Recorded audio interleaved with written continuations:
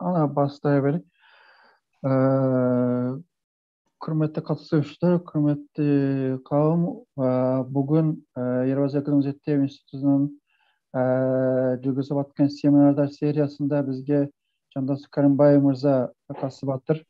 Ал кісінің Қазақстандағы поляктар туралы зерттеулер туралы жалпы тақырып болады. Оның ішінде Жандос мырза өзіңізге көп рахмет. Уақыт бөліп сізден ұсынысымызды қабылдап семинар өткізуге келіскеніңіз үшін. Жандос мырзаны қазір Алмас әріптесіміз таныстырып өтеді. Содан кейін Жандос мырза сіз семинарды бастасаңыз болады. Жақсы. Жандос Әуелбекұлы, біз екеуміз бірге тарих факультетінде оқығанбыз, Абай атындағы университетте. Содан кейін Жандос біраз уақыт Астанада жұмыс істеді, Гумилев атындағы Евразия ұлттық университетінде халықаралық қатынастар факультетінде сабақ берді, президент академиясында сабақ берді. Содан бері міне ұзақ жылдар, 10 жылға жуық қой деймін, одан көп болмаса, осы Қазақстандағы поляктардың тарихымен, диаспорасының тарихымен, қазақ-поляк байланыстарының тарихымен айналысып жатыр. Сол зерттеулердің аясында үлкен жұмыс жасап, Варшаваға барып баяндама ұсынды. Ол баяндамасы Варшава университетінің оқытушыларын, жалпы зерттеушілерін қызықтырып, сол жерден докторантураға түсуге ұсыныс түсті. Сөйтіп, Жандос Әуелбекұлы докторантураға түсіп, сол жерде қазір саясаттану, жалпы саяси ғылымдар факультетінде өзінің докторлық жұмысын аяқтауға жақын қалды. Сондықтан бұл бағыттағы зерттеулері көп, мақалалары бар. Соңғы кездері 1-2 жыл болды ғой деймін, Жандос Әуелбекұлы қазақ-поляк байланыстары бойынша үлкен монография дайындап шығарды. Жақын арада жарыққа шығуы тиіс. Сол кездегі біздің Қазақстандан Польшадағы елшілігімен бірлесіп, сол жердегі жарыққа шығатын болады қазақ және поляк тілдерінде. Бұл да сол бағыттағы сондай алғашқы кітаптардың бірі болмақ. Бұлайша ғылыми көпшілік форматта жазылды.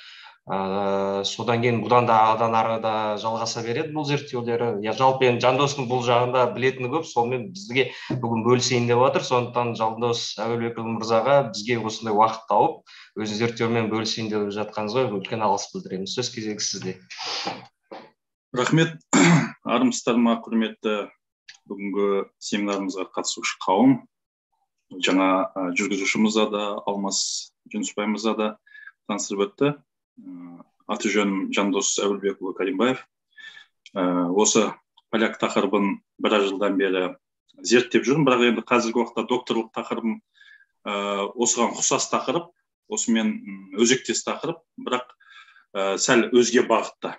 Бұл енді көбінде орталық Азияны қамтимыз. Рұқсат болса тақырыпқа көшсек, бүгінгі менің сіздердің алдарыңызда өткізетін, яғни оқитын тақырыбым бұл Қазақстан поляктары тарихы мен бүгіні, яғни зерттеуші көзімен деген тақырыпта. Енді келесі слайд болса. Қазір бірінен. Жақсы.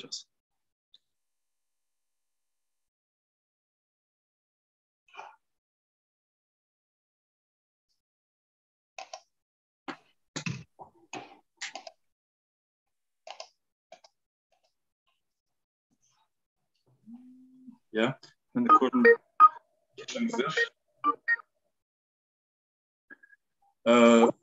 Енді поляктарға келетін болсақ, поляктар бұл қысқаша мағлұмат беретін болсақ, өздеріңіз жақсы білетіндей батыс славян тобына жататын халық. Батыс славян тобының ішінде, мысалы, қазіргі уақытта Польшаның негізгі және мемлекет түзуші халқы. Оның іс жүзінде енді моноұлт болып есептелінеді. Өздеріңіз мынау ақпараттан оқып отырғандарыңыздай 97,1% осы поляк, өздері этникалық поляктар. Ал енді қалған бөліктерінің өзі, оларда поляктың тілін меңгеріп, сол ұлттың тіршілігіне етене жақын араласқандықтан іс жүзінде моноұлт деп атаймыз. Ал поляктар тілдік тұрғыдан келгенде бұл батыс славян тобының жаңа лехиттік тармағына жатқызылады. Ең жақын тілдер поляк тіліне бұл чех, словак, сонан соң мына Польшаның солтүстігінде, яғни мынау Балтық теңізден оңтүстік аймақта, мынау Висла өзенінің Балтық теңізіне құя тұсында кашуктар деген этникалық топ бар. Сол кашуктар да осы поляктарға жақын сол тілдік топта сөйлейді. Енді бұрыннан бұл поляк халқы өзінің діндарлығымен ерекшеленетін халық. Католик дінін ұстанады. Бұрындары мынау Ресей империясының кезінде де, оған дейін де былай бөлініс болған, ментальды тұрғыдан бөлініс болған. Яғни орыс православ, поляк католик деген бағытта. Сол католицизмнің поляк жерінде кең таралуына байланысты 10-шы ғасырдан бастап бұларда басқа еуропалық халықтар сияқты көпшілік еуропалық халықтарында латын әліпбиі тараған. Қазіргі уақытта әрине сол латын әліпбиін қолданады. Поляктар көп тұрғыдан алғанда біздің қазақ халқына ұқсайды. Себебі сондай тарихы тағдырлас деп айтамыз ба, сондай бір тарихи кезеңдері бізбен көбінде сәйкес келеді. Бұларда біраз жыл колониалдық кезеңді басынан өткерді. 3 мемлекет, яғни Австро-Венгрия империясы, Ресей империясы және мынау Германия империясы Польшаны бөлініске салып, соның аясында бөлініп қалды. Біраз уақыт тарихи сахнадан жойылып та кетті деп айтсақ болады. Мемлекет ретінде әрине. Енді қазіргі уақытта егер Польшада 37 миллион поляк тұратын болса, одан тысқары жерлерде 16 миллион, кейбір жекелеген деректер бойынша 20 миллиондай поляк ұлтының өкілдері қоныстанған, яғни мекендейді. Өзге елдің азаматтары әрине көпшілігі әртүрлі жылдары ата-бабасы көшіп сол жаққа орныққан. Жалпы поляктар бар және ел аумағынан, яғни Польшаның аумағынан тысқары тұратын поляктарды Полония деп атайды. Поляктар ресми түрде. Яғни бүгінгі біздің тақырыбымызда мысалы қазақстандық Полония, олардың тілімен айтқанда. Осылай айтылады. Келесі слайд неге мүмкін болса, рахмет. Міне сіздердің алдарыңызда қазіргі поляктардың әлем бойынша таралым картасы. Алдарыңызда өздеріңіз көріп тұрғандай, мұнда ең үлкен топ әрине өзінің тарихи отаны, бұрыннан орныққан автохтонды халық болып саналатын Польша аумағы. Одан кейінгі үлкен поляктардың көп қоныстанған жері ол Америка құрама штаттары. Америка құрама штаттарында түрлі деректер бойынша 8,5 миллионнан 10 миллионға дейін поляк ұлтының өкілдері тұрады деп есептелінеді. Сондай дерек көздері бар. Одан кейінгі үлкен этникалық топтар поляктардың бұл Канадада 1 миллионнан астам, Бразилияда, Германияда және Францияда өмір сүруде. Одан енді 100 мыңнан көп поляк этникалық топтары бұл Ұлыбританияда бар. Сонымен қатар мынау Беларусь, Польшаға шекаралас Беларусь, Литва және Украина аумақтарында да үлкен поляк этникалық топтары бар. Және ол жерлерде көбінде поляктар көшіп бару, эмиграция жүзінде қалыптаспаған, олардың бұл тарихи өмір сүру ареалдары болып табылады. Одан өзге әрине Швеция, Норвегия, Австралия және Ирландия мемлекеттерінде де үлкен поляк этникалық топтар бар. Содан өзге Латвия, Австрия, көршілес Чех республикасы, Грекия, сонымен қатар Оңтүстік Африка республикасы, Швейцария және Қазақстанда. Біз енді Қазақстанға келетін болсақ, 2009 жылғы дерек көзіне сәйкес 34 мың поляк ұлтының өкілдері мекен еткен болатын. Бірақ соңғы уақыттағы дерекке мән беретін болсақ, олардың саны 29 мың адамға дейін кеміген. Мүмкін болса келесі слайд. Енді поляктарды түсіну үшін, олардың Еуропадағы шашырай орналасуын түсіну үшін, көрші мемлекеттердің аумағында қай жерлерінде орналасқандығын ажырату үшін, ара-жігін ажырату үшін осы картаны сіздердің назарларыңызға ұсынып отырмын. 1569 жылы Люблин униясы деген құжат қабылданды. Бекітілді, ол бойынша Ұлы Литов княздығы мен поляк патшалығы бір тұтас мемлекетке, яғни бірікті. Ол поляктың тілімен айтқанда Жеч Посполита обойгу народов дейді, немесе қос мемлекеттің бірлескен бір тұтас мемлекеті. деп айтсақ болатын шығар. Міне сіздердің алдарыңыздағы сол жақтарыңыздан картаны көріп отырсыздар. Бұл Речь Посполитаяның ең сондай өзінің шарқына жетіп, кеңейген, барынша үлкен аумақты алып жатқан уақыты. Бұл шамамен 17 ғасырдың алғашқы ширегі. Осы кезде көріп отырсыздар, мысалы Смоленскіге дейін, мына жақтан Киевті қосып, қазіргі мысалы мынау Днепр өзенінің оң жағалауын толықтай алып жатты. Сонымен қатар Балтық бойы мемлекеттердің аумақтарын. Міне осы аумақтарда бірте-бірте поляк ұлты шашырай орналасты. Өзінің тарихи отаны, яғни Висла аңғары мен Одра дейміз аңғарының арасындағы аумақтардан шыға кең таралып орналасқан болатын. Енді бүгінгі күнді, мына оң жақтарыңыздағы картаны қарасаңыздар, бүгінгі мемлекеттік бөліністе, яғни бүгінгі мемлекеттердің шекарасында қай жерлерді алып жатты Речь Посполитай мемлекеті. Яғни Балтық бойы мемлекеттерін толықтай көріп отырсыздар. Одан кейін Беларусьтың аумағы, Украинаның жерінің басым бөлігі, қазіргі Польшаның жерінің әрине басым бөлігі, одан кейін мынау Ресейдің Калининград облысының аумақтарын қазіргі толықтай алып жатты. Яғни осы жерлерде енді поляктардың өзін бөліп қарастыратын болсақ, бұларда мысалы шляхта деген тобы болады. Шляхта дегеніміз ол поляк ақсүйектердің тобы. Осы поляк ақсүйектері көбіне басқарушылық функция атқарғандықтан олар сол аумақтарда кең таралды. Тиісінше содан кейін мынау өзге, мысалы Беларусь ұлтының да, Литов ұлтының да, Украин этносының да бір бөлігі, яғни билікпен, Речь Посполитай билігімен біте қайнасқан бір бөлігі полонизация процесіне ұшырап, нәтижесінде поляктанған болады. Сондықтан Речь Посполитай мемлекет кезінде поляк ұлтының саны ұдайы өсу үстінде болды, қарқынды өсу үстінде болды. Келесі мүмкін болса. Слайд. Жақсы. Енді Қазақстандағы поляк ұлты өкілдеріне келетін болсақ, Қазақстандағы поляктар қай уақыттан бастап қалыптаса бастады? Және қандай кезеңдерден тұрады?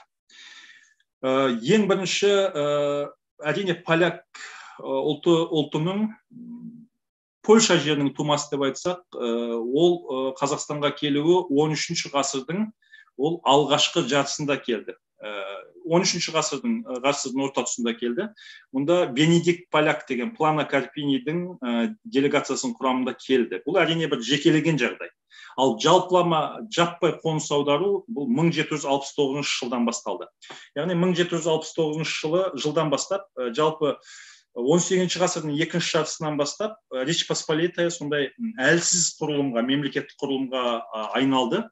Мемлекеттік басқару үстіндегі саяси дағдарыстар, осындай көрші мемлекеттердің көз алартуы, олардың мемлекеттің ішкісіне араласуы осындай жағдайға алып келді. Сонда 1769 жылы, 72 жылдары Бар деген жерде, қазіргі Украинада Бар конфедерациясы құрылды. Жалпы оның мақсаты мына мемлекеттің ішкісіне, оның ішіне дін істеріне, ішкі саясатына көрші мемлекеттің, дәлірегін айтқанда Ресей империясының араласуын болғызбауға тырысқан сондай бір жиын еді. Магнаттар, шляхтан өкілдері, бірақ поляктың сол уақыттағы патшасы Ресейдің күшін пайдалана отырып бұл бастамашыл топты таратты, және сол бар конфедераттар дейміз, сол бар конфедераттарын жаппай қуғын сүргінге салды. Нәтижесінде солардың бір бөлігі Сібірге келді, тиісінше қазақ даласына да қоныстана бастады. Бұл яғни 1769-1820, жарайды, мен бірінші тоқталып шығайын, сонысын жеке-жеке арқырай бұлай тереңірек тоқталарым жүйелерек. 1769-1823 жылдарға болған көш. Одан кейін 1830-1831 жылдары Польшаның тәуелсіздігі үшін бір кездегі Речь Посполитая деген алпауыт мемлекетті қалпына келтіру мақсатында қолға алынған, яғни көтеріліс. Осы көтеріліске Қараша көтерілісі дейміз. Сол көтеріліске қатысушылардың, яғни Сібірге жер аударуы. 1863-64 жылдары қаңтар көтерілісі орын алды. Тура сондай мақсатты алға қойған көтеріліс болатын. Оның аясында да оған көтеріліске қатысушылар Сібірге, қазақ жерлеріне былай айтқанда жер аударылды. Келесі, 19 ғасырдың соңғы ширегіндегі саяси қызмет үшін жер аударылғандар, одан кейін бар поляктардың тағы бір көші, бұл негізінен ерікті көш деп айтамыз. Яғни мемлекеттің Ресей империясының құрылымына интеграциялану арқылы оқу бітірген поляктар бар, қызмет жасаған, кәсіппен айналысқан поляктар бар. Осы қазақ даласы мен Түркістан өлкесіне өз еркімен келген топ. Одан кейін Бірінші дүниежүзілік соғыс барысында жіберілген ұлты поляк әскери тұтқындар мен ішкі босқындар. Бірінші дүниежүзілік соғысында Польшаның, яғни этникалық поляктар үш мемлекеттің арасында бөлініп қалды. Яғни Австро-Венгрия империясы, одан кейін Пруссия болғанда Германия империясы және Ресей империясы. Осы әсіресе Австро-Венгер империясының құрамында, жауынгерлердің қатарында, армиясының құрамында шайқасқан поляк ұлтының өкілдері, бірнеше мыңдаған адам, ол Орталық Азияға тұтқын ретінде тап болады. Және ішкі босқын ретінде тап болады. Бұл да бір топ. Содан кейін, бүгінгі таңда бүгінгі поляктардың, яғни қазақстандық поляктардың басым көпшілігі, бұл 1936 жылғы Кеңес одағының поляктарды депортациялау барысында қалыптасқан, яғни келген Қазақстанға адамдардың ұрпақтары. Содан кейін 1940-41 жылдары екінші Речь Посполитая дейміз, яғни 1918-1945 жылдар аралығында өмір сүрген мемлекеттің азаматтары депортацияланған болатын. Бірақ олардың көпшілігі елден шығып кетті, дегенмен бір бөлігі Қазақстанда қалды. Содан кейін 20 ғасырдың екінші жартысында Қазақстанға келген ерікті негізде келген топ. Бұлар негізінен батыс Украинадан және мынау Белоруссия аумағынан Қазақстанға қызметпен жіберілген этникалық поляктар, яғни Кеңес одағының азаматтары. Мүмкін болса келесі слайд. Рахмет. Міне сіздердің алдарыңызда Речь Посполитая мемлекетін бөліске салудың картасы. Бөліске салудың картасы, өздеріңіз көріп тұрғандай, мына жерде сіздерге көрініп тұр ма мында? Ресей, Пруссия және Австрияның кезең-кезеңімен қалай елді бөліске салғандығы түрлі бояулар арқылы берілген. Осы бөліністердің барысында тарихи Польшаның басым бөлігі Ресей империясының құрамына көшті. Келесі слайд. Енді жаңағы лектерге жеке-жеке тоқталатын болсам. Жаңа бар конфедераттарының бірінші көтерілісі жүзеге асты. Одан кейін барып, мынау 1794 жылы поляктар келесі рет көтерілді. Ол келесі көтерілген ұлт азаттық күресінің басшысы Американың тәуелсіздігі үшін, Америка құрама штаттарының тәуелсіздігі үшін күрескен қолбасшылардың бірі Тадеуш Костюшка болатын. Бірақ Тадеуш Костюшка бастаған көтеріліс те жеңіліске ұшырады, себебі көтерілісшілерге қарсы Ресей империясының тұрақты мұздай қаруланған әскерлері шайқасты. Нәтижесінде бұл көтерілісте жеңіліске ұшырайды. Сол көтерілісте қолға түскен тұтқындар көптеп, мысалы Сібірге 20 мың адам жер аударылды. Осы Костюшка көтерілісіне қатысқан топтың бір бөлігі қазақ даласына да келді. Бірақ әрине басым түрде негізінен Сібір, бірақ іргелес қазақ даласына да келді. Содан кейін үлкен көш жалпы Сібірге, Орталық Азияға бағытталған, бұл Наполеон Бонапарттың соғыстарымен байланысты. Поляк ұлты бұл кезде жалпы өз мемлекеттілігін қалпына келтіруге бар күш-жігерін салды. Осы саяси науқанды пайдалана отыра. Нәтижесінде Ресейге бағытталған Наполеон Бонапарттың үлкен әскерінің армиясының қатарында 90 мыңдай поляк шайқасты. Бірақ бұл әрине бұл соғыстың нәтижесін өздеріңіз жақсы білесіздер. Соғыста Наполеонның әскерлері жеңіліске ұшырайды. Содан кейін жалпы мынау Ресей империясының аумағынан шегіну үдерісі орын алды. Нәтижесінде поляктар қайтадан орыстардың, яғни Ресей империясының ықпалында толықтай кейін құрамына түсті. Осы Наполеон соғысының тұтқындары да қазақ даласына, мысалы Кавказға да көп алып келінді, одан кейін Астрахан губерниясына көп алып келді, оңтүстік Орал өлкесіне алып келінді. Мысалы солтүстік Қазақстан облысына іргелес Есіл деген қазіргі қала бар ғой Ресейде. Сол жерге 237 поляк офицерлерінің алып келінген, одан кейін тағы да 469 поляктардың келуі күтілген болатын. Бұл тарихи мәлімет. Келесі слайд мүмкін болса. Қараша көтерілісі. Бұл поляк ұлтының тарихында, жалпы поляк халқының тарихында ойып тұрып орын алатын маңызды оқиғалардың бірі, маңызды ұлт азаттық күресі. Бұл күрес 1830-31 жылдары бұрынғы Речь Посполитая аумағының басым бөлігін қамтыды.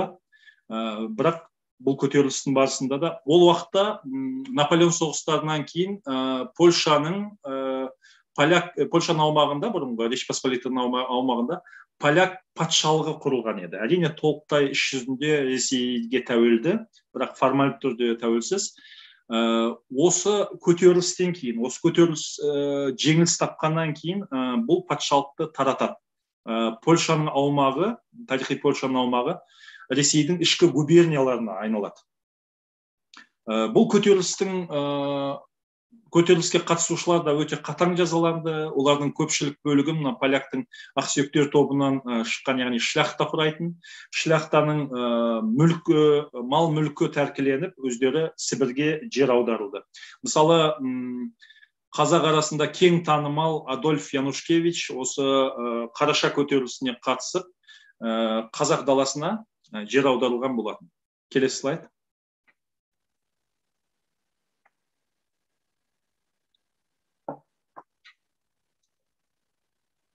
Алмас мырза, естіліп отыр ма? Естілді, рахмет. 1863-64 жылдары кезекті көтеріліс болды. Өздеріңіз байқап отырсаңыздар, біздің Қазақстанда да, қазақ жерінде де бірнеше көтерілістер болды ғой, 30-40 жылдарғы көтерілістер. Мысалы, Жанғожаның көтерілісі, Кенесары Қасымұлы, оған дейінгі әрине Сырым бастаған көтеріліс, Есет Көтібарұлын айтамыз, және тағысын тағы деген сияқты. Бұларда да сондай бір кезеңмен жүрген, бірақ масштаб бойынша өте үлкен, ауқымды шарпыған сондай көтерілістер болған. 1863-64 жылдарғы көтеріліс барысында тарихи Польшада ұлттық үкімет құрылады. Көптеген бағыт, яғни көп шайқастарда поляк жасақтары жеңіске жетеді.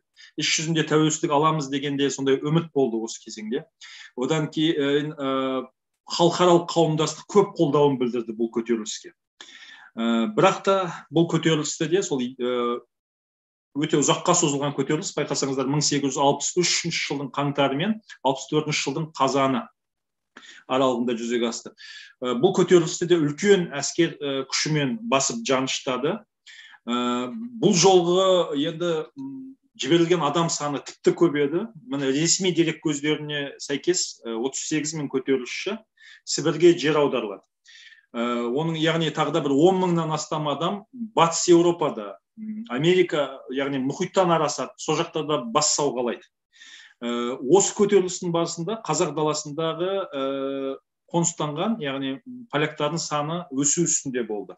Бұдай өсу үстінде. Жалпы сіздерге бұл жерде айтарым, тіпті бүгінгі ұрпақтың санасында да поляктар үшін Сібір деген ол бір ерекше бір қуғын сүргінге ұшырайтын жер ретінде, сондай олардың жадында берік орныққан термин Сібір деген. Әлі де Сібір сөзі оларда кішкене шошыну туғызады, олардың бірден назарын аударады. Сондай бір ұлттық травма деп айтамыз ба, сондайға себеп болған термин Сібір дегеніміз. Келесі слайд мүмкін болса. Енді біршама қорытынды жасасақ, Қазақ даласы және Түркістан өлкесі. Яғни өздеріңіз жақсы білетіндей 1897 жылы бүкіл ресейлік алғашқы халық санағы болып өтті. Сол халық санағына сәйкес Орта Азияның, яғни біздің Сырдария облысы мен Жетісу облысы құрамына кірген, Закаспий облысының бір бөлігі кірген және Орталық Азия республикаларын қамтитын аумақта 11.576 поляк тұрып жатқан. Сол 11.576 поляктың 10.361-і бұл қала тұрғындары болады. Яғни байқасаңыздар, көбінде қалалардың маңайында, қалаларда шоғырланғандығы байқалады. Мысалы, Орта Азияның сол кезеңдегі, жалпы Түркістан өлкесінің астанасы болған Ташкент қаласында, Ташкенттің өзінде 2206 поляк тұрып жатқан сол кезде.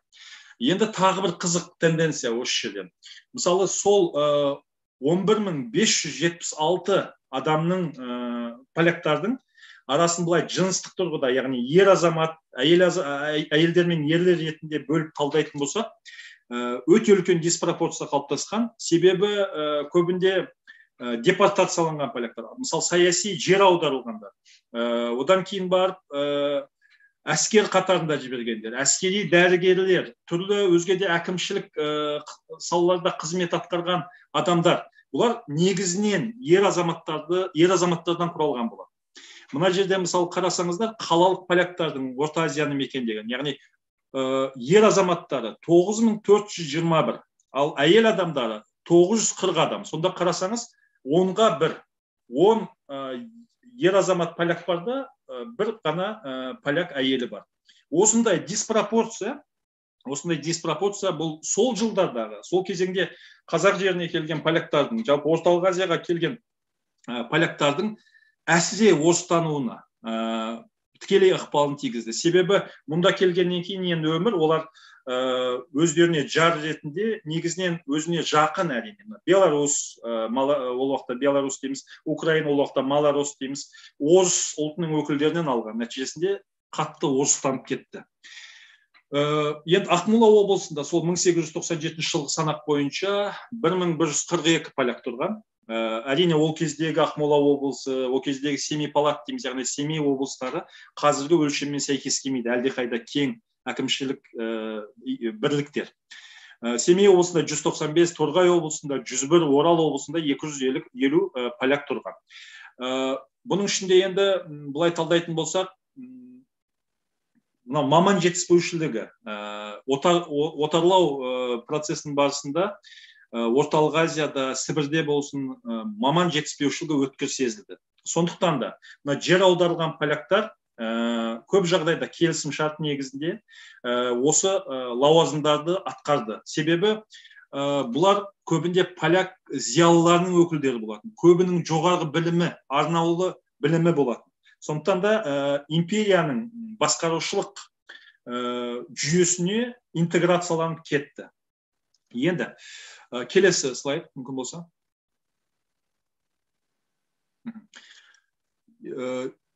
Сіздердің назарларыңызға енді осы империялық кезеңде, яғни 20-шы ғасырдың алғашқы ширегі, жалпы Кеңес одағы құрылғанға дейінгі кезеңде Қазақстан аумағында, қазақ жеріндегі болған поляктар қандай еңбек сіңірді, яғни қандай қызметтер атқарды, сонымен қатар халқымызды халықаралық деңгейде танытуда қандай рөл ойнады, осы бойынша біршама тоқталып өтсем. Енді Адольф Янушкевичті қазақ ортасында қатты таныстырудың қажеті жоқ, себебі Адольф Янушкевич атындағы көшелер бар, Адольф Янушкевичті Қазақстан азаматтары жақсы біледі. Бұл азамат сол өзінің Қараша көтерілісіне қатысқан үшін, Қараша көтерілісінде барысында Варшавадағы ол кісі тұтқынға түседі, бірнеше рет жараланады, содан кейін Киевте сот болады, содан қазақ жеріне шекаралас бірінші Тобылға жіберіледі, одан кейін Қазақ-Ресей шекарасындағы бүгінгі Есіл қаласына жіберіледі. Біраз уақыт қазіргі Солтүстік Қазақстан облысының аумағында мекендейді. Сонда өзінің өмірінің 20 жылдан астам уақытын осы қазақ даласында өткізген. Адольф Янушкевичтің енді өзі қайтыс болғаннан кейін 1857 жылы қайтыс болды. Өзі қайтыс болғаннан кейін оның қазақ даласында жүргізген күнделігі, содан кейін қазақ даласынан өзінің достарына, өзінің отбасына жазған хаттары жүйеленіп, ішінен екшеліп таңдалып, өзі дүниеден өткеннен кейін кітап болып шықты. Біздің қазақ тіліне аударғанда Адольф Янушкевичтің өмірі мен қазақ даласынан жолдаған хаттары деп аударылады. Мынау алдарыңыздағы суреттің, яғни оң жағында сол кітаптың алғашқы нұсқасының, яғни поляк тіліндегі титулдық беті тұр. Жақсы, келесі слайд. Енді маңызды дүниелерге тоқталып өтетін болсақ, мысалы 1846 жылы Адольф Янушкевич Николай Вишневскийдің экспедициясының құрамында мына Ұлы Жүз жеріне саяхат жасайды, соған қатысады. Себебі тілді жақсы білген, оның үстіне Сібір қазақтарының басқармасында жұмыс атқарған. Сондықтан мынандай қызықты мәліметтер келтірген. Мысалы айтады, Құнанбай Өскенбайұлымен өте жақын танысып, достық байланыста болған, қызықты мәліметтер берді. Сонда бір жерінде мынандай дерек келтірген. Құнанбай дейді, қазір ауыр іш ауруына шалдыққан өзінің кіші ұлын емдеуде деп айтайды. Енді бұл жерде келетін болсақ, Абай туралы айтылып отыр. Ол 1846 жылғы мәлімет. Содан кейін екінші бір қызықты мәлімет, 150 жылдан астам уақыт бұрын бір болжам жасағандай болады. Қазақтың елордасының өзге қала болатынына, яғни Ақмола болатынына. Бұл мынадай сөзді көреміз, осындай тіркесті табамыз оның жазбасынан. Ақмола тұтас даланың болашақ астанасы деп айтады.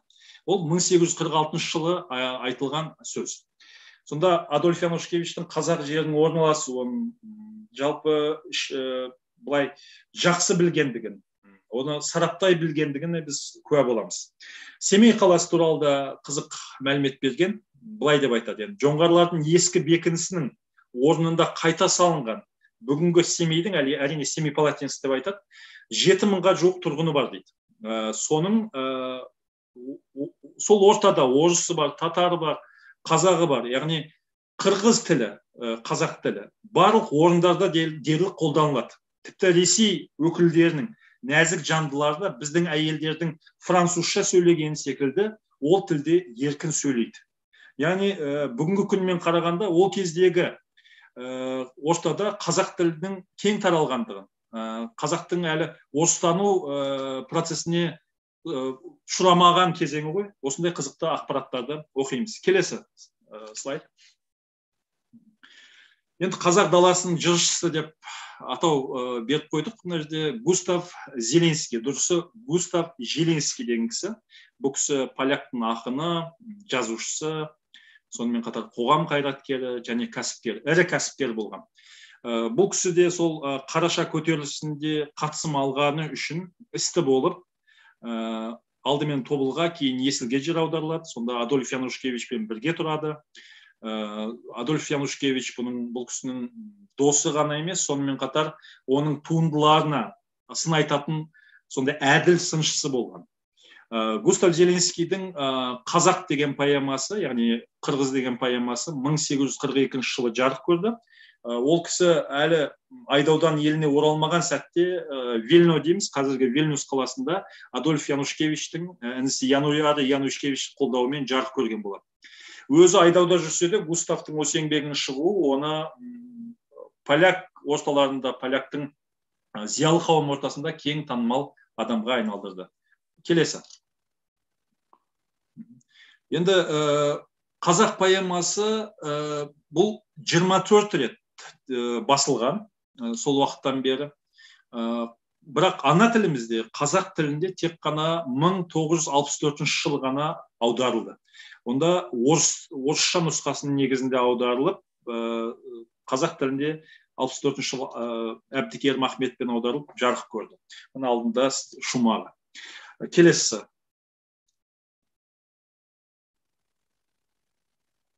Енді бұл кісі жалпы қазаққа байланысты екі туынды жазған ақын. Оның біреуі қазақ поэмасы, қазақ дастаны, екіншісі дала дастаны. Осы дала дастанын жазу басында ол да қазақ жерінде басталған дала дастанда. Бірақ оның шығарылуы, оның жұмысын соңына дейін аяқтап кітап болып басылуы бұл кейін еліне оралғаннан кейін жүзеге асты. Сонда дала дастанының бір ерекшелігі үлкен дайындықпен келген Зеленский. Оның қазақтың тарихын зерттеп, жалпы Түркістанның тарихын зерттеп, көп қызықты мәліметтер берген. Сонда мысалы мынандай тіркес бар. Терең тарихи зерттеулерге жүгінбестен айтарым, қазақтар төрт түлікті сергеткен халық. Жылқы және төрт түліктің өзге де түрлері олардың бірден-бір күнкөріс көзі. Қазақтар қонақжай, ал қазақ әйелдер ең тәжірибелі салтаттылар сынды атқа жақсы мінеді. Олардың балаларын тіпті ат үстінде туылды десе де болғандай дейді. Келесі. Содан кейін қызықты тарихи мәліметтерді де берген. Бұл әрине кітапқа кіріспе ретінде жалпына поляк оқырман, еуропалық оқырманды осы дастанды оқуға дайындау үшін әдейі осындай тарихи ақпараттармен, мәдени тарихи ақпараттармен бөліскен кітабының басында. Сонда былай дейді: Алтын Орда ыдырағасын қазақтар жеке, тәуелсіз, Мұхаммедтің дінін ұстанушы халық ретінде қалыптасты. Қазақтардың бірнеше ғасыр, бірақ еш жерде хатталмаған тарихында бірнеше даңқты есімдер қалған. Олар Үндістандағы ұлы моғол мемлекетінің негізін қалаушы Бабырдың өзі куәлік еткен қазақтың ең құдіретті билеушілерінің бірі. 400 мың сарбаз жасақтай алатын Арыстан хан. Біз әрине бұл жерде негізінен Қасым хан туралы айтып отырса керек, сол Бабырдың замандасы. Және солай деп топшылаймын өзім.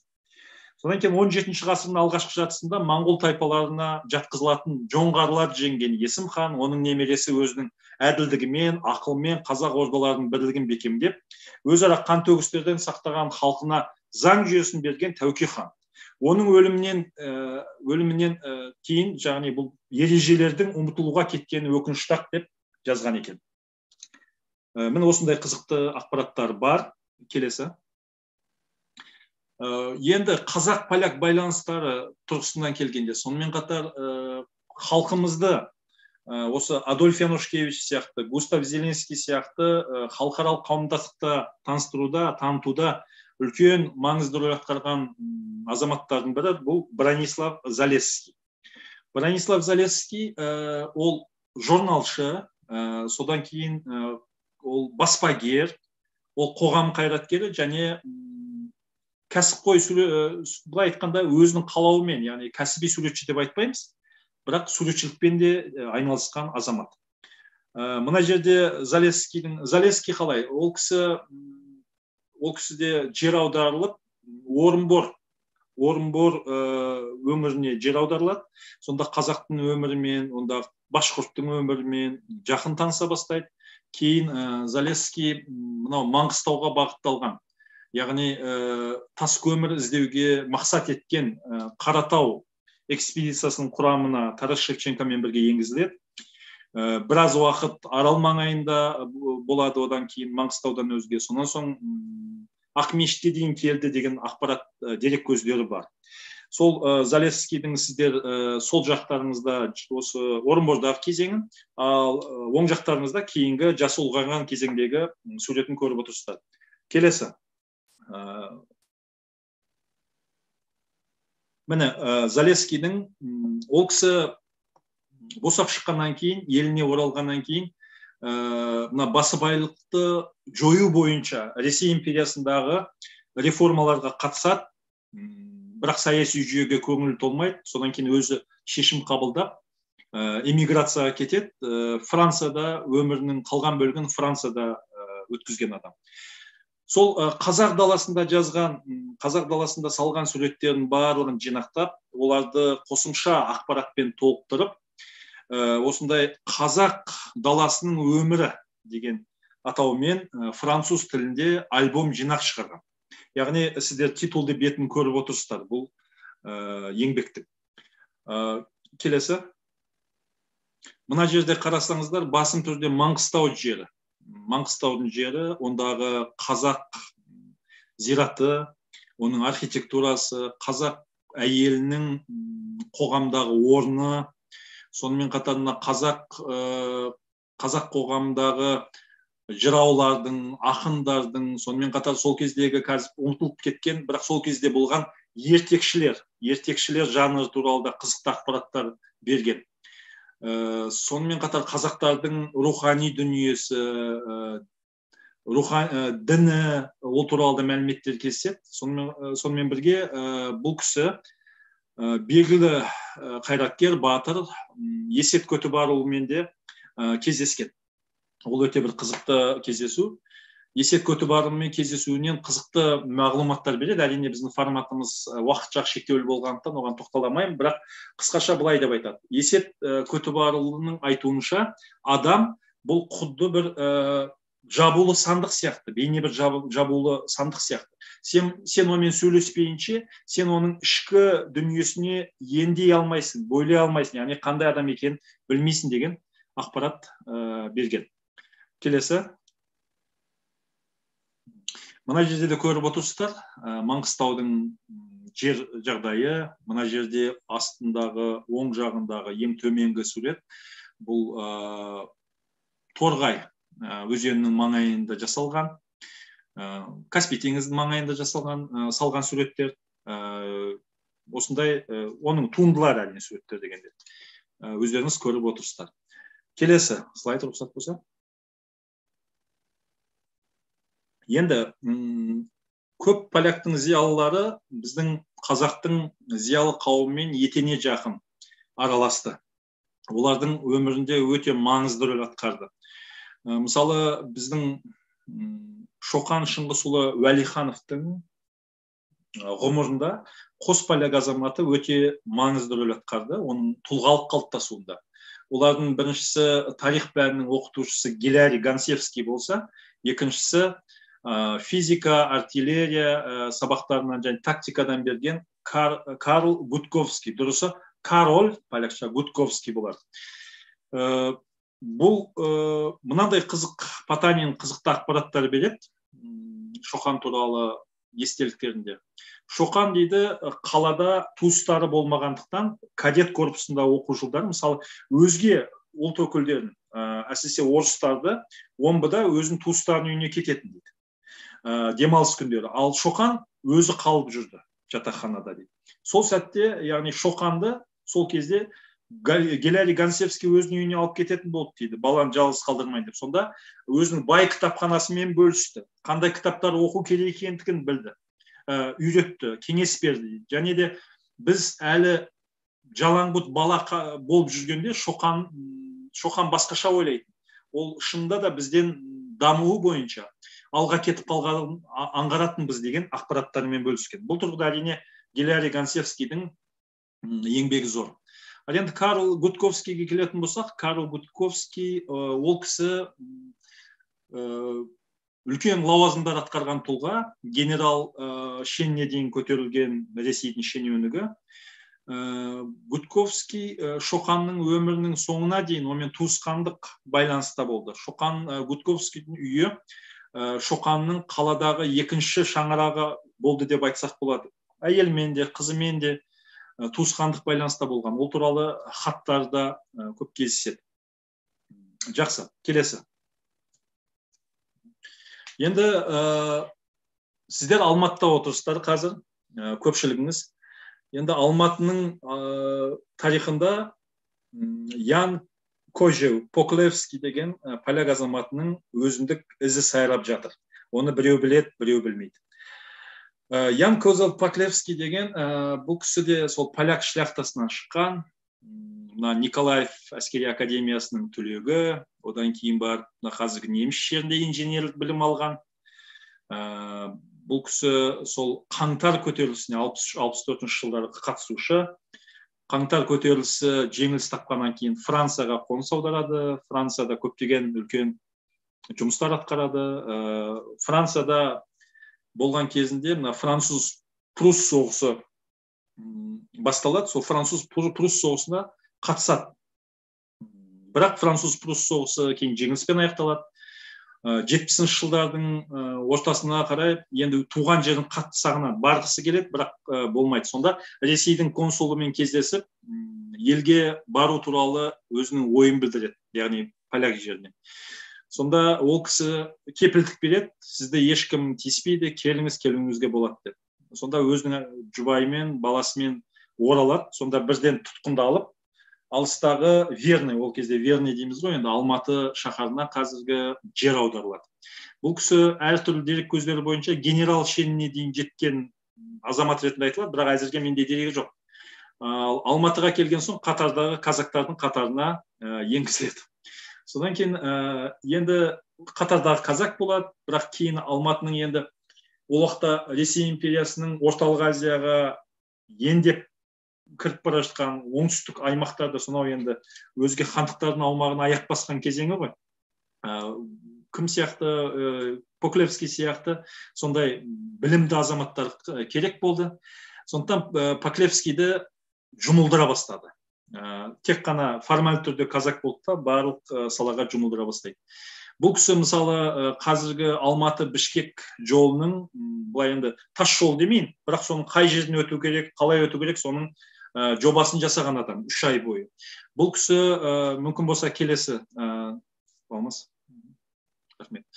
Бұл кісі мына Іле өзен, Балқаш көлін сондай жүйелі, кешенді зерттеген адам. Себебі Іленің, өздеріңіз білесіздер, бір уақыт Құлжа Ресей империясының құрамында, бір 10 жылдан астам уақыт Ресей империясының құрамында болған кез болған. Сол кезде Поклевский ол жақта өзінің кәсіпкерлігін дамытып, сонда металлургиялық зауыт Құлжада, сонан кейін көмір шахтасын қолға алады. Бірақ кейін Ресей империясының ол өңірлерді тастап шығып кетуі бұны да мәжбүрлейді. Соған дейін Іле өзенінің толықтай қандай тереңдігі, ағысы қалай, фарватері қалай тереңдігі, кеме жүруге бола ма, осының барлығын зерделейді. Нәтижесінде Юлдаш, Вали Яхун Юлдашпен бірге кәсіпкер тапсырыс береді. Ұлыбританиядан оның бөлшектері солтүстік мұзды мұхит арқылы келіп, соны қазір Қапшағайдың түбінде қалған мекенде жинастырып, кемені Іле өзеніне түсіреді. Сөйтіп дәлелдейді. Іле өзені кеме жүруге, өзен кемешілігіне жарайды деп. Содан тасымалдай бастайды. Балқашқа дейін, Балқаштан сонау Қытай шекарасына дейін, Қытайдың аумақтарына дейін қазір. Одан кейін мына жерде жоспарын қарасаңыздар, ол кісі Қытайдың аумағынан Құлжадан бастап кемешілікті дамытуға кеңес берген, сонымен Балқаш көліне дейін бар, Балқаш көлінен ары қарай сонау Семейге дейін, немесе Семияр станицасына дейін, екінші қазіргі Балқаш қаласының тұсынан Семияр станицасына дейін Лартик жолы деген жол салу тұсынға. Яғни бір табанды рельс жол және вагонеткаларды жылқылар сүйреуі тиіс болады. Осылайша қызықты транспорттық логистикалық жоба ұсынады. Бұл оның бір қырғаны. Келесі, мүмкін болса. Ян Козлов Поклевский келсек, Алматыда кірпіш зауыты болған, Қаскелеңде мәрмәр өңдеу зауыты болған. Сол кезеңдегі көптеген, мысалы, Талғарда салынған, өзге де жаңағы елді мекендерде салынған көпірлер, су бұрқақтары, соның көпшілігі осы Ян Козлов Поклевскийдің цехынан шыққан дүниелерден жасалған екен. Бұл кісі сәулетші де болған. Мына алдарыңызда тұрған, қазір біздің уақытымызға дейін жеткен жоқ, бұл архирей үйі дейді. Яғни православ дін басының Алматыдағы үйі. Соның жоспарын жасап, құрылысын да өзі басқарған. Бірақ 1887 жылғы жойқын зілзала бұл үйді, бұл көрікті ғимаратты тып-типыл етті. Жалпы қаладағы көптеген белгілі құрылыстар, көркем құрылыстар жермен жексен болды. Нәтижесінде Алматының қазіргі уақытта ескі қаласы іс жүзінде жоқ деп айтамыз. Келесі. Мына сіздердің алдарыңызда, енді ренжімеңіздер, мен мына жерде деректерді дұрыс нумерация жасамаппын, тек қана сондықтан оған назар аудармай ақ қойыңыздар. Басарық. Бүгін енді қарасаңыздар, Алматыдағы Абай даңғылы, Абай даңғылының бір кездері ол қаланың ең оңтүстіктегі нүктесі болған. Одан ары қарай құрылыс массивтері, елді үйлер болмады. Сол арычная дейді ғой енді. Сол бас арықтың жобасын жасауға осы Поклевский, Ян Козлов Поклевский де қатысты. Енді бүгінгі күні қарасаңыз, қандай аптап ыстық болса да Абай даңғылының бойында қандай керемет, сылдырлап су ағып жатыр, одан төмен қарай арықтармен сылдырлап су ағып жатыр, сондай бір жақсы адамға бір салқын жайлылық береді Алматының арықтары. Соған да өзінің ізін қалдырған. Келесі. Қазақтың тарихында, Қазақстан тарихында Северин Гросс деген кісінің де есімі қалған. Северин Гросс деген бұл поляк заңгері, Санкт-Петербург университетінің түлегі. Жасырын ұйымдарға, жалпы социалистердің ұйымдарына қатысқаны үшін істі болып, Есілге жер аударылады, артынан Өскеменде, Семейде өзінің жазасын, әрине жазасын өтейді. Сол бұл кісі Семейдегі статистикалық комитетте қызмет атқарады. Сол кезеңде Ресей империясы тарапынан сондай тапсырма түседі. Мынау яғни жергілікті халықтың заң жүйелерін, заң нормаларын зерттеп зерделеу. Осы бойынша бұл іске кімде Северин Гросста жұмылдырылады. Негізінен Северин Гросс атқарады. Мысалы, Абай жолына, яғни Ләйла Мұхтарқызы Әуезованың еңбектерінде де кездеседі бұл туралы ақпарат. Северин Гросс Абаймен өте жақсы достық қарым-қатынаста болған. Оның ауылында өте көп уақыт өткізген. Абай қазақтың дәстүрлі құқығын талдап, жүйелеп, тарқатып жазуда үлкен қолғабыс тигізген. Келесі слайдты мүмкін болса. Мына жерде енді сіздердің алдарыңызда сол кітап, бірақ бұл жерде өкінішке орай кімнің есімі жоқ Северин Гросстың. Себебі ол кезде саяси жер аударылғандар кітап авторы әрине бола алмайтын. Сондықтан да еңбек Маковецкийдің авторлығымен берілген. Бұл еңбектінде тарихи маңызын жойған жоқ. Себебі қазақтың дәстүрлі құқығын, жеті жарғы, оған дейінгі құқықтарға да, құқық жүйесіне де, Қасым ханның қасқа жолы, Есім ханның ескі жолына да бұл кісі тоқталған. Содан кейін өте қызықты мәліметтер Күлтөбе, Мәртөбе туралы да бұл кісінің еңбегінде, оның дала парламенті қызметін атқарған, функциясын атқарғандығы туралы мәліметтер кездеседі. Келесі. Енді медицинадан этнографияға дейін деп жаздық. Жетісу жерінде қызмет атқарған поляк ұлты өкілдерінің бірі Людвиг Мачиевский. Бірақ бұл кісі жер аударылмаған поляк. Бұл өз еркімен келген дәрігер.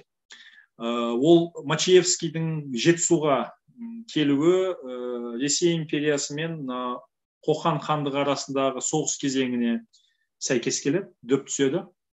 Верныйда қызмет атқарады, яғни Алматыда. Қырғыз жерінде қызмет атқарады, Құлжада қызмет атқарады. Осы Құлжада қызмет атқарған уақытында мына қазақ жеріне ұйғырлардың, дүнгендердің қоныс аударуына бұл кісі бел ортасында жүреді тікелей. Сол кезде, яғни бұл кісінің жазған бұрынғы Құлжа ауданының жергілікті халық туралы қысқаша жазбалар деген еңбегі 1883 жылы Омбыда басылып шыққан. Келесі. Қазақ даласында, қазақ жерінде қызмет атқарған поляк дәрігерлерінің бірі де бірегейі бұл Павел Бальбуцуновский. Ол кісі дәрігер, қоғам қайраткері. Алматының дамуында өзінің ізін қалдырған, уездік дәрігер болған. Бір қызығы Павел Бальбуцуновский айтқан, біз тек қана дәрігерлермен қамтамасыз ету өте қиын жағдайда. Дәрігерлер жетіспеушілігі өткір байқалады. Халықты сапалы дәрігерлік көмекпен қамтамасыз ету үшін оның ішінен білетін. Біз осы жергілікті қазақ ұлтынан медициналық қызметкерлерді, дәрігерлерді біз даярлауға мән беруіміз керек деген ұсынысты алғаш айтқандардың бірі осы кісі. Владимир Проскурин деген өлкетанушы азамат бар. Сол кісінің дерегіне сәйкес Бальбуцуновский Верный госпиталінде Абайдың бауыры Халиолла Өскенбаевты емдеумен айналысқан. Бірақ өкінішке орай Халиолланың туберкулез дейміз ғой енді, чахотка дейміз ол кезде, сырқаты қатты меңдеп, сондай бір ауыр дәрежеге жеткендіктен ол кісі көп ұзамай дүниеден өткен. 1873 жылы ол кісі Қазан университетінде Бальбуцуновский докторлық диссертациясын қорғайды, бірақ көп ұзамай 1876 жылы дүниеден өткен екен. Келесі. Адам Пржегоцкий деген бұл кісі де дәрігер, Жетісуда қызмет атқарған, Аягөзде, Тоқмақта қызмет атқарған. Бұл кісінің дәрігерлік қызметінен басқа маңызды еңбектері Қазақстанның, яғни минералды суларын зерттеу. Екі еңбегі бар, мысалы, краткая записка о барлыкских горячих ключах, верный 892 жыл шыққан, және Аяк Калканский теплые минеральные источники Сюгатинские волости Верненского уезда деген екінші еңбегі бар. Аяк Қалқан бұл қазір болған келеміз, Алматы, яғни Қапшағай айдынының астында қалып қойды. Ал барлық санаторий бүгінгі таңда жұмыс жасауда, білуімше. Келесі слайд. Бұл кісінің мән берген дүниелері барлықтың минералды ресурстарымен қатар, енді барлық минералды су көздері Алакөлден алыс емес аумақта ғой. Сондықтан барлық минералды көздерде, сонан соң Алакөлде, жоңғар қазақ шапқыншылығы заманында, оны өлкетанушылардың дерегіне сүйеніп айта аламыз, Шығыс Қазақстандық.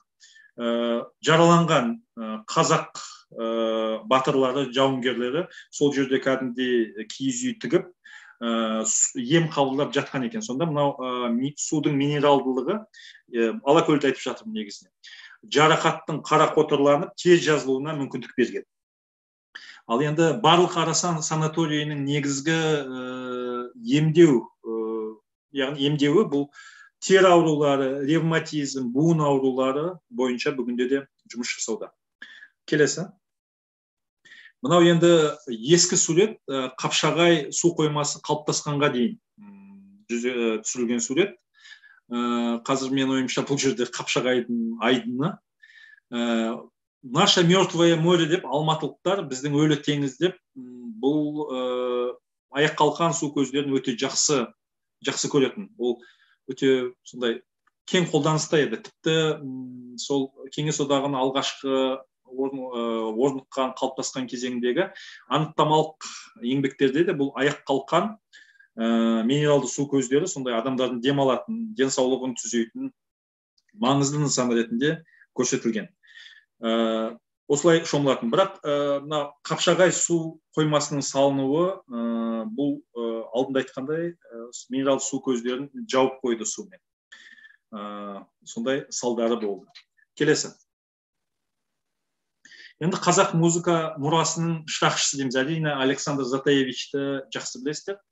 Александр Затаевичке келетін болсақ, көп адамдар ол кісіні поляк емес деп те сондай өз ақпаратымен бөлісіп жатады, сынап жатады. Ол кісі мына өзінің өмірбаянында былай деп жазған: мен кедейленген Украин ақсүйектерінен шыққанмын деп жазады.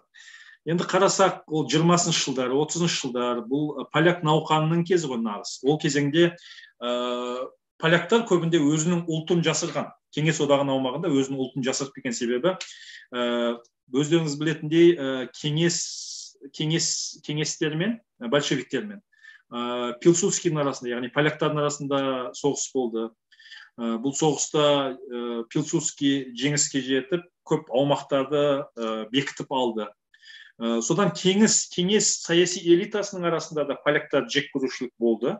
Ал екінші жағынан кеңес одағы құрылғаннан кейін көп қуғынға ұшырай бастады поляк халық. Сондықтан да болар, бұл кісі өзінің өмірбаянын жасырған болар деп, өзінің шын ұлт қандай ұлт екенін жасырған болар деп ойлаймын, топшылаймын. Бірақ Затаевич дегенде мен поляк шляхтасының шежіресі деген еңбектер бар поляк тілінде. Сол бойынша көтеріп қарасам, Затаевичтер деген бұл Волынь губерниясымен байланысты екен. Волынь губерниясымен байланысты. Яғни сөзсіз шығу тегі поляк ұлтынан. Енді Затаевичті білесіздер, бұл кісінің еңбек етуі сонау өте қиын кезеңге, азамат соғыс жылдарына сәйкес келді. Қазақ автономиялық кеңестік социалистік республикасының аумағында, яғни Орынбор қаласында қазақтың ән, күй мұраларын жинап, сондай қиын шақта бастырып шығарды. Әрине ол кездегі халық комиссариатының қолдауымен, мысалы Сәкен Сейфуллин көп қолдау білдірген. Қазақ зиялыларынан Ахмет Байтұрсынов, Әлихан Бөкейханұлы, тіпті бұны жүздеген қазақ зиялыларын айтуға болады, өте үлкен қолдау білдіріп, қазақтың 1000 әні, кешіңіздер бізде 100 ән деп басылып кетті, қазақтың 1000 әні және қазақтың 500 әні мен күйі атты жинақтарды бастырып шығарды. Затаевичтің енен еңбегі сол, бұл соған дейін көбіне ауызша жеткізіліп жүрген, орындалып жүрген өнер мұралары жаңағы нотаға түсіп бір жола қатталды. Бүгінгі таңда кеңінен пайдаланылып жатыр. Бұның этнографиялық та маңызы бар, музыка саласында да өте үлкен маңызды атқарылған жұмыс болды. Келесі. Енді біз осымен Кеңес одағы кезеңіне дейінгі поляктардың қазақ жерлеріндегі қызметін, қандай азаматтар болды, және де Қазақстан үшін қандай қызмет атқарды, қазақ халқын танытуда қандай жұмыс атқарды деген сұрақты жаптық. Әрине сауалдарыңыз болса, семинардан кейін соңына қарай жауап беретін болам. Енді келесі, Қазақстан поляктары кеңестік кезеңдегі және тәуелсіздік кезеңдегі Қазақстан поляктарына келейік. Мына жерде сіздердің алдарыңызда көріп отырсыздар, санындағы өзгерушілік. 1918 жылы Польша мемлекеті тәуелсіздік алды. Сол Польша мемлекеті тәуелсіздік алғаннан кейін, бұл Қазақстан поляктары деп айтпай-ақ қояйын, жалпы Орталық Азия, бұрынғы Түркістан өлкесі мен Қазақ даласының поляктары үшін өте бір сондай бетбұрысты кезең болды. Себебі енді өзінің идентификациясы, ұлттық идентификациясына қарай ұлт мемлекеті құрылып жатыр. Сондықтан зиялы қауымның көп бөлігі Польшаға көшті. Біз ол кездегі азаматтардың өмірбаянын зерттеу арқылы сондай үдерістің болғандығына көз жеткіземіз. Көп көшті, сондықтан олардың саны күрт азайды. 1926 жылғы Кеңес одағындағы алғашқы санақ бойынша Қазақстанның аумағында 3700-ден астам адам, яғни поляк ұлтының өкілдері мекендеген. 39 жылы 54 мың адам, одан кейін 59 жылы 53 мың, 70 жылы 61 мың, 79 жылы 61 мың, мені өздеріңіз көріп отырсыздар. Бірақ бұл кеммелі сипатта, яғни кеммелі болып отыр. Енді келесі слайд алмасымызда. Жақсы. Енді қысқа нұсқа айтып отырайын. Мына жерде сол жағында сіздер, жоқ, алдындағы, рахмет. Польшаның, яғни 1918 бен 45 жылдар аралығындағы шекарасын, соғысқа дейінгі шекарасын көріп отырсыздар. Қазіргі кезеңнен қарағанда әлдеқайда үлкен. Ал мынау екінші жағы қарасаңыздар, ол қазіргі Польшаның аумағы. Осындай өзгерістер жүзеге асқан. Ал енді екінші Речь Посполитай дейміз, қос соғыс аралығындағы Польшаға келетін болсақ, мына жерде ұлттық этникалық құрамы белгіленген. Яғни өздеріңіз көріп отырсыздар. Мына оңтүстік шығыс бөлігінде Украин ұлтының өкілдері қомақты көп болған. Кейін осындай бөліністі пайдалана отыра, келесі. Мына жерде сіздер бұрынғы, енді сарымен боялған, сол жағында ол бұрынғы, қазіргі Украина аумағындағы бұрынғы қос соғыс аралығындағы Польшаның шекарасы сары түспен боялған, қаншалықты кіріп жатқандығын. Сондағы поляктардың таралымы. Ал мына жерде осы күнгі Белоруссияның картасы оң жағында. Сонда поляктар қай өңірлерінде басымдықта, үлес салмағы қанша, соның картасы. Осы, яғни поляктардың шығысқа қарай орналасуы, қазіргі шекараларға қарағанда. Ал украиндар мен белорустардың батысырақ орналасуы осы Кеңес одағына осындай мүмкіндік берді шекараны пайдалануға. Қазір ол туралы айтатын боламыз. Келесі слайд кешіңіз. Енді қазақстандық поляктар туралы айтатындай болсақ, біз екі ауданның екі әкімшілік бірлікті білуіміз қажет. Ол Юлиан Мархлевский атындағы Украинада поляк автономды ауданы болған 25-35 жылдар аралығында. Ол жерде халқының міне соңғы мәліметтер бойынша 71% поляктар болды.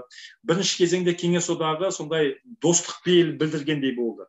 Мүмкін білмеймін, солай поляк халқының құрметіне ие болғысы келді ме, автономды аудандарды Украина аумағында да, Белоруссия аумағында да құрды.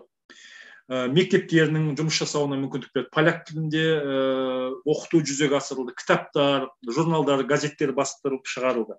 Бірақ Кеңес одағының саясатындағы өзгерістер бұл жағдайды түбірімен өзгертті. 35 жылы Мархлев поляк автономиялық ауданы, яғни жабылды. 36 жылы оның халқы, негізгі халқы Қазақстанның аумағына депортациялана бастады. Келесі. Тура осындай автономды аудан, поляк автономды ауданы Белоруссияның аумағында да болды. Ол жерде де поляк мектептері жұмыс жасады. Феликс Дзержинский атындағы поляк автономды ауданы деген атаумен жұмыс жасады. Бірақ кейін 37 жылы алдымен Мархлев автономды аудан жойылғаннан кейін бұл аудандар жойылды. Бірақ Қазақстанға қоныс аударған поляктар негізінен Украина аумағынан қоныс аударған поляктардың ұрпағы. Жақсы, келесі. Енді 36 жылы Кеңес одағында Украинадан қоныс аударушылар бойынша қаулы қабылданды. Сонда жаңағы айтқандай украиналық поляктар қазақ жеріне депортацияланды. Негізінен 36 жылы Украинадан елімізге 315 мың деп айтуға болатын шығар отбасы депортацияланған. Оның аясында 60 мың поляк және 10 мың немістер қоныстандырылған. Енді бүгінгі күні поляктардың ең бір көп шоғырланған жері бұл қазіргі Солтүстік Қазақстан облысының Тайынша ауданы. Сол Тайынша ауданының аумағында, егер шатаспасам, қазақтардан, орыстардан кейінгі үшінші этникалық топ. Сол жерге негізінен көп қоныстандырылды. Сонымен қатар Алматы облысына да көп поляктар алып келінді. Қазіргі Еңбекші Қазақ, Талғар аудандарын, Алматыға іргелес аумақтарда поляктардың тығыз қоныстанған жерлері бар. 2016 жылы мен сол жерде этнографиялық зерттеулер жүргіздім. Бұл жерде алғысымды білдіргім келеді. Алмас мырза көп көмегін тигізді. Сол жерде Жаңашарда, Азатта, Баяндайда болған зерттеулерге, әсіресе Азатта. Ол еңбек кейін мынандай Қазақстан поляктар деп аталатын жеке еңбек болып шықты. Қос тілде қазақ және орыс тілдерді. Бұл 2016 жылы жарық көрді бұл еңбек. Осылайша қалыптасты. Келесі. Енді бұл 36 жылы кеңестік поляктардың депортациясы болады. Ал өздеріңіз жақсы білетіндей, 39 жылдың тамыз айында Кеңес одағы мен Германия арасында Риббентроп-Молотов пактісі бекітілді. Сол пактіге қосымша протокол, яғни хаттама болған. Сол протоколға сәйкес Кеңес одағы мен Германия Еуропадағы, яғни Шығыс Еуропадағы, орталық Еуропадағы ықпал ету аймақтарын бөліске салған. Соған сәйкес бірінші қыркүйекте Германияны енді Польшаға соғысы ашып, екінші дүниежүзілік соғысының басталғанын жақсы білесіздер. Ал 17 қыркүйекте Кеңес одағы болса күтті. Қалай жүзеге асырсақ екен біз бұл науқанды деп. Содан кейін мынандай себеп тапты. Яғни Германия басып кірді. Біз өзіміздің, яғни Беларусь ұлты өкілдері мен Украин ұлты өкілдерінің құқығын қорғауға тиіспіз. Біз оларға қауіпсіздікті қамтамасыз етуге тиіспіз деген себеппен Кеңес әскері 17 қыркүйекте шығыстан кірді. Сіздердің алдарыңызда тұрған бөлініс қай жерде неміс әскері басып алды, қай өңірлерді Кеңес әскерлері орнықты. Осы мына қызыл түспен боялған жерлерден поляктың офицерлері, мемлекеттік қызметкерлері, түрлі санаттағы адамдар көшіріле бастады кейін Орталық Азияға. Бұл науқан аясында 150 мыңдай адам көшірілді, соның 100 мыңдай Қазақстанға келді. Демек, 1941 жылғы жағдай бойынша Қазақстанда егерде бір 50 мыңдай, 60 мыңдай адам поляк болса, этникалық депортацияланған негізде, оған 100 мыңдай адамды қосыңыз. Сонда 150-160 мыңдай поляк тұрып жатқан бір кезде. 1941 жылғы 22 маусымдағы Кеңес одағына Германияның шабуылы жағдайды түбегейлі өзгертті. Поляктар өзінің жерін басып алғаннан кейін Германия мен Кеңес одағы үкіметі эмиграцияда жұмыс жасаған болатын, Лондонда. Сонда енді эмиграциядағы поляк үкіметін Кеңес одағы мойындауға мәжбүр болды, себебі 43 жылға дейінгі жағдайдың Кеңес одағы үшін өте ауыр болған білесіздер соғыста. Соның нәтижесінде Қазақстан Орталық Азияға, жалпы Кеңес одағының аумағына депортацияланған лагерлерде болған поляк офицерлері бар, поляк ұлтының азаматтары бар, солардан Владислав Андерстің басшылығымен поляк әскері жасақтала бастады. Бұл Қазақстанның оңтүстік бөлігі, Өзбекстанның аумағы, Түркменстанның, ішінара Қырғызстанның аумағында жүзеге асты Андерс армиясы. Сол бірақ кейін соғыстағы бетбұрыс Кеңес одағының басшылығына қайтадан поляктармен санаспауға алып келді. Кеңес одағы поляк әскерін кеңес неміс майданында пайдаланғысы келді. Ал бірақ эмиграциядағы үкімет оған түбегейлі қарсы болды. Себебі Кеңес одағының аумағын тастап шығуын қалады. Нәтижесінде осындай кикілжің жағдай, осындай конфликті жағдай барысында Владислав Андерс өзінің қол астындағы әскерді, сонымен қатар біршама Кеңес одағының аумағында болған Польша азаматтарын алып шығып кетті. Ол бойынша 75 мың адам әскерилер Иран арқылы шықты, тастап Кеңес одағын. Одан кейін 37 мың, 38 мыңдай қарапайым азаматтар, Польшаның азаматтары тастап шықты. Бұл, яғни бұлай қарағанда, басым бөлігін, яғни Кеңес одағына депортацияланған поляк азаматтарының басым бөлігін қалай тастап шыққандығын көріп отырсыздар. Ал енді қалған бөлігіне осы Кеңестер одағының аумағында құрылған поляк коммунистерінің ұйымы басшылық жасай бастайды. Олардың көпшілігіне Кеңес одағының азаматтығын алу ұсынылады. Шын мәнінде бір бөлігі Кеңес одағының азаматтығын алды да. Бірақ Польша азаматтары кейін Поляк Халық Республикасы құрылғаннан кейін, жалпы 45 жылы Польшаның аумағында коммунистік билік орныққаннан кейін елдеріне қайтуға мүмкіншілік алды. Міне осылай. Келесі және соңғы слайд. Соңғы емес, оның алдындағы екен.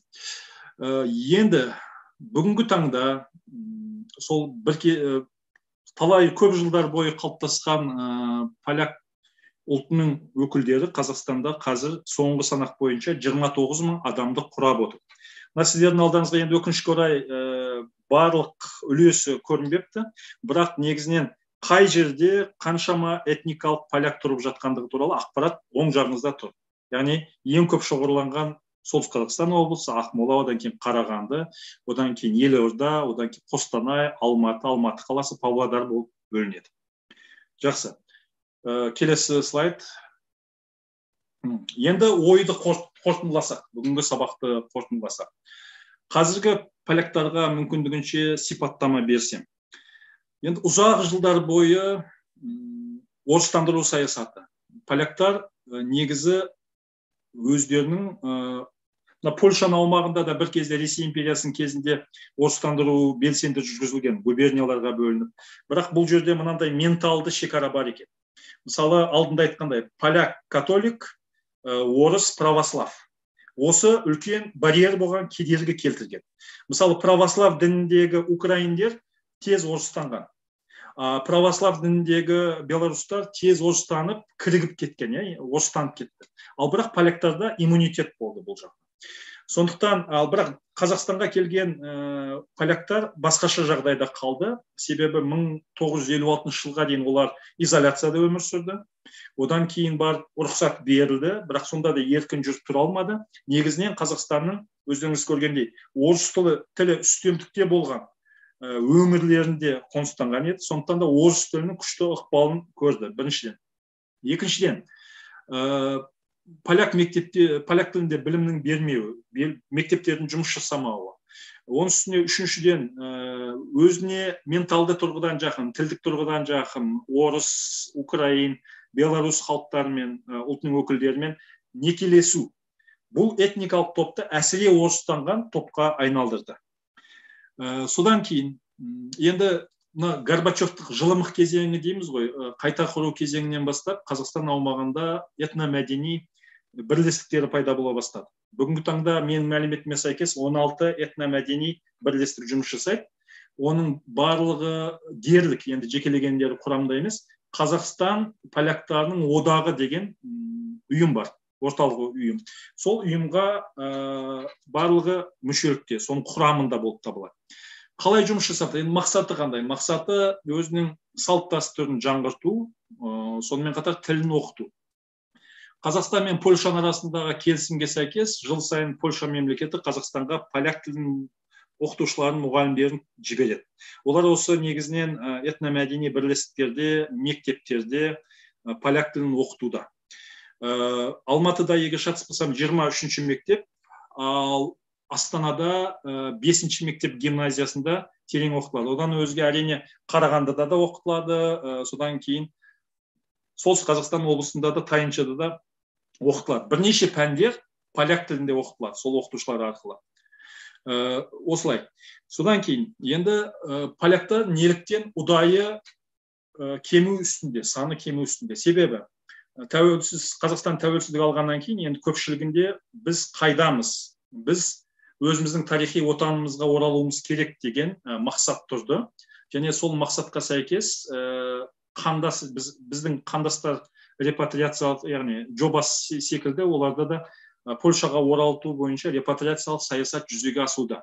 Соңғы жылдары поляк көші Польшаға саны күрт өскен.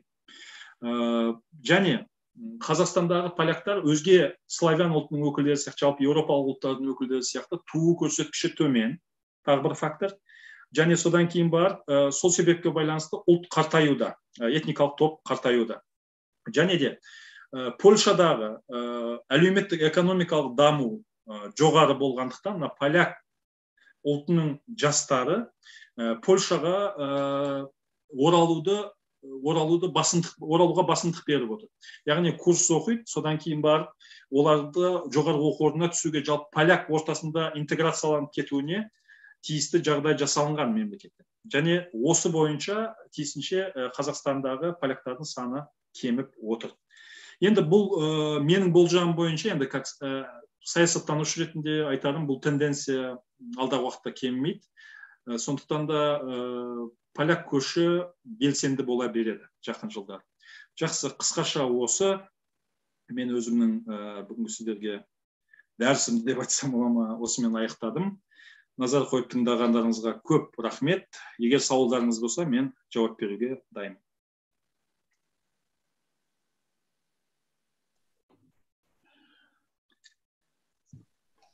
Жандос мырза, осы ауқымды презентацияңыз үшін рахмет. Бізге жан-жағынан көрсетіп бердіңіз. Поляктардың тек Қазақстандағы өмір емес, жалпы әлемде таралу деңгейі.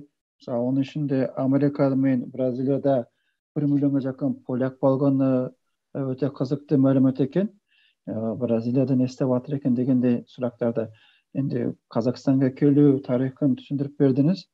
Onun içinde o polyaklardan kelgen onaskan yerlerindeki yemekleri sinirgen жұмыстары туралы айтқаныңыз өтті орынды, және құнды тарихи мәліметтермен болғанда біз темаға туралы көп мәлімет болмаған кісілер үшін де өте жақсы болды деп ойлаймын. Yani қазірше сұрағым жоқ. Сұрақтарға көше берсек, кімдің сұрағы бар екен? Қарағанда Дәулет Жәлібаев